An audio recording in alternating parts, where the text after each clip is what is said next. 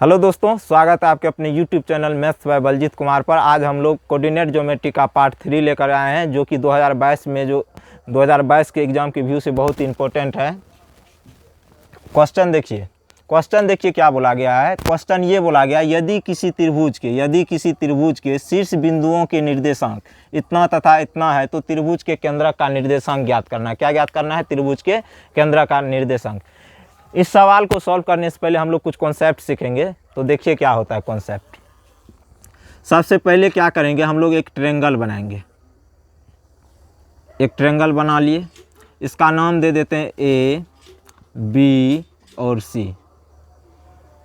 A B और सी। और ए के कोऑर्डिनेट को हम लोग मान लेते हैं x1 y1, बी के कोऑर्डिनेट को मान लेते हैं x2 y2 और सी के कोऑर्डिनेट को मान लेते हैं x3 y3। ठीक है।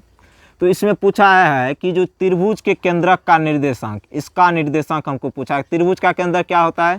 त्रिभुज की तीनों माध्यिकाएं जिस बिंदु पर मिलती है, त्रिभुज की तीनों माध्यिकाएं जिस बिंदु पर मिलती है उसी को हम लोग क्या बोलते हैं? त्रिभुज का केंद्रक। क्या बोलते हैं? त्रिभुज का केंद्रक।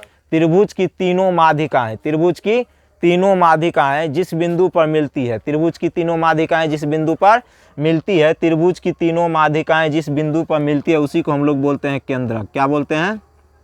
केंद्रक। और इस केंद्रक का हम लोग नाम दे देते हैं ओ। इसका नाम क्या दे देते हैं हम लोग? ओ नाम दे देते हैं इस केंद्रक का। इसी केंद्रक का निर्देशांक हम लोग से पूछा जाएगा। तो इस केंद्रक के निर्देशांक को हम लोग मान लेते हैं एक्स कॉमा क्या है? वाई। और इसी केंद्रक के निर्देशांक का सूत्र होता है, इस केंद्रक का नाम हम लोग क्या रखे हैं? O into X Y. तो इसका सूत्र हो जाएगा x1 जोड़ x2 जोड़ x3 बट्टे में क्या हो जाएगा? 3, फिर y1 जोड़ y2 जोड़ y3 बट्टे में कितना हो जाएगा? 3। यही हो गया आपके केंद्रक का, त्रिभुज के केंद्रक का फॉर्मूला। क्या होता है? x1 जोड़ x2 जोड़ x3 बट्टे 3, y1 जोड़ y2 जोड़ y3 बट्टे 3। फिर से समझिए कॉन्सेप्ट में क्या हो। सबसे पहले हमने एक ट्रायंगल बनाया। ट्रायंगल में नाम दे दिया तीनों शीर्ष का ए बी और सी। ए के कोऑर्डिनेट को हम लोग ने क्या किया? x1 और y1 मान लिया। फिर बी के कोऑर्डिनेट को क्या किया? x2 और y2 मान लिया। उसी तरह सी के कोऑर्डिनेट को क्या किए? x3 और y3 मान लिए। ठीक है। अब पूछा है त्रिभुज के केंद्रक का निर्देशांक। अब हम लोग समझेंगे केंद्रक क्या होता है। त्रिभुज की तीनों माध्यिकाएं, त्रिभुज की तीनों माध्यिकाएं जिस बिंदु पर मिलती है उसी को हम लोग बोलते हैं त्रिभुज का केंद्रक। त्रिभुज की तीनों माध्यिकाएं जिस बिंदु पर मिलेगा उसी को हम लोग बोलेंगे त्रिभुज का केंद्रक। और इसी इस केंद्रक का नाम हम लोग दे दिए ओ। और इसी केंद्रक के निर्देशांक हम लोग को ज्ञात करना है। तो इस केंद्रक का जो भी नाम देंगे, जैसे हम यहाँ पे नाम दे दिए ओ, इसके कोऑर्डिनेट को हम लोग मान लिए एक्स कॉमा वाई। और इसी O into X comma Y का फार्मूला होता है, या त्रिभुज के केंद्रक का आप बोल सकते हैं फार्मूला होता है x1 जोड़ x2 जोड़ x3 बटे 3, y1 जोड़ y2 जोड़ y3 बटे 3। अब हम लोग क्वेश्चन की ओर बढ़ेंगे। देखिए क्वेश्चन क्या बोला गया, आराम से समझिए। सबसे पहले इसको आप लोग नोट कर लीजिए।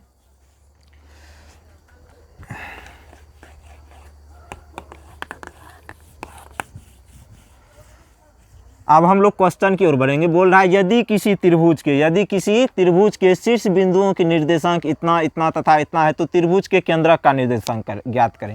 सबसे पहले हम लोग एक ट्रायंगल बना लेंगे। फिर इस ट्रायंगल का हम लोग नाम लिख देंगे। मान लेते हैं इसका नाम ए है, इसका नाम बी है और इसका नाम क्या है? सी है। तो यहाँ से एक कोऑर्डिनेट को हम लोग मान लेते हैं कितना है? 7,5। ठीक है। उसी तरह बी के कोऑर्डिनेट को हम लोग मान लेते हैं 0, कितना है? 6 है। उसी तरह सी के कोऑर्डिनेट को मान लेते हैं 5, कितना है? 4 है। ठीक है। और इससे पहले जो हम यहाँ पे बताए थे कि जो त्रिभुज का केंद्रक जो होता है, इसके कोऑर्डिनेट को हम लोग क्या माने थे? x1, y1। इसके कोऑर्डिनेट को माने थे x2, y2। और इसके कोऑर्डिनेट को हम लोग माने थे कितना? x3, कितना? y3। और निकालना क्या था? इस केंद्रक का निर्देशांक, मतलब त्रिभुज की तीनों माध्यिकाएं जिस बिंदु पर मिलती है उसी को हम लोग क्या बोलते हैं? त्रिभुज का केंद्रक। त्रिभुज की तीनों माध्यिकाएं जिस भी बिंदु पर मिलती है उसी को हम लोग बोलते हैं केंद्रक। तो यहाँ से इसका नाम हम यहाँ पे दे देते हैं P। और इसके नियामक को मान लेते हैं x, कितना? y। ठीक है। और इसी का हमको क्या निकालना है? वैल्यू निकालना है। तो हम अभी बताए थे आप लोग को केंद्रक का जो सूत्र होता है P इंटू एक्स वाई। केंद्रक को ये माने तो यही लिखेंगे। सूत्र होता है x1 जोड़ x2 जोड़ x3 बट्टे में कितना? 3, फिर y1 जोड़ y2 जोड़ y3 बटे 3।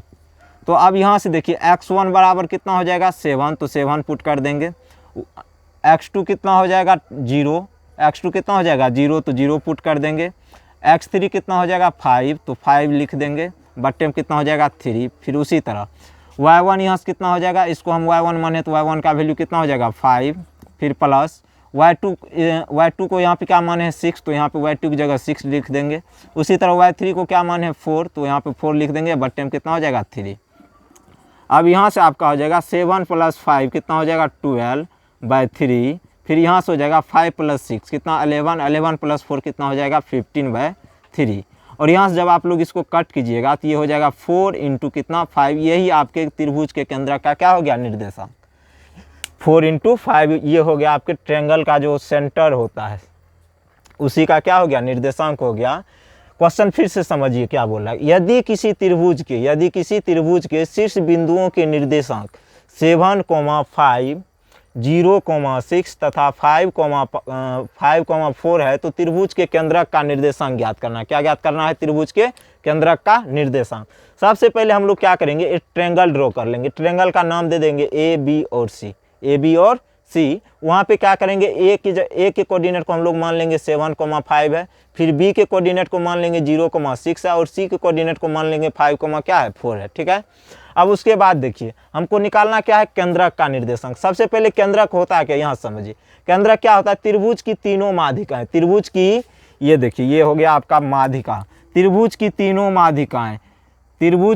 माध्यिकाएं जिस बिंदु पर मिलती है उसी को हम लोग क्या बोलते हैं केंद्रक। और केंद्रक का नाम हम लोग ने दिया क्या P, और उसके कोऑर्डिनेट को क्या माना हम लोगों ने y। ठीक है। अब आगे चलते हैं और हम लोग एक चीज़ जानते हैं केंद्रक का जो फॉर्मूला होता है इससे पहले आपको हम समझाए थे। क्या होता है x1 जोड़ x2 जोड़ x3/3 फिर y1 जोड़ y2 जोड़ 3/3 बराबर।